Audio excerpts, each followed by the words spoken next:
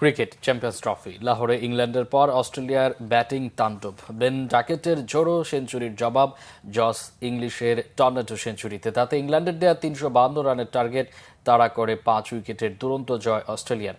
ICC champions ট্রফিতে সর্বোচ্চ দলীয় ইনিংস গড়েই ইংল্যান্ডকে হারালো অস্ট্রেলিয়া।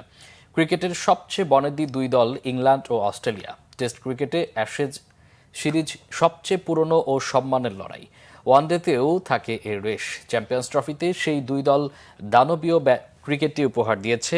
লাহোরে টস হেরে ব্যাটিংয়ে নেমে ১৩ রানে প্রথম উইকেট হারায় ইংল্যান্ড। ৪৩ রানে পড়েছে দ্বিতীয় উইকেট। তবে শুরু থেকেই ব্যাটিং তাণ্ডব বেন ডাকেটের।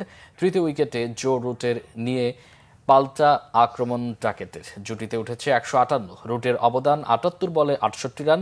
পুরো ইনিংস একাই টেনেছেন ডাকেট। ১৫ ওভারে দলের ১৭ রান। ৩০ ওভারে স্কোরবোর্ডে উঠেছে ২০০। এবারের আসরের পঞ্চম সেঞ্চুরিটি পেয়েছেন বেন ডাকেট। চ্যাম্পিয়ন্স ট্রফির ইতিহাসে ব্যক্তিগত সর্বোচ্চ স্কোর ডাকেটের। ১৪৩ বলে ৩টি ছক্কায় করেছেন ১৬৮ রান।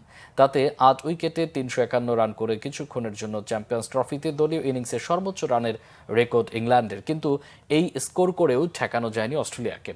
২৭ রানে ২ উইকেট হারালেও ম্যাথু শর্টের ৬৩, মার্নাস লাবুশেনের ৪৭, অ্যালেক্স ক্যারির ৬৯ রানে ঘুরে দাঁড়ায় অস্ট্রেলিয়া। এরপর জস ইংলিশের তাণ্ডব, ৭৭ বলে ৫ ছক্কায় সেঞ্চুরি। শেষ পর্যন্ত ইংলিশের অপরাজিত ১২০ এবং গ্লেন ম্যাক্সওয়েলের অপরাজিত ৩২ রানে টুর্নামেন্টের দলীয় সর্বোচ্চ রানের নতুন রেকর্ড গড়েই স্মরণীয় জয় অস্ট্রেলিয়ার।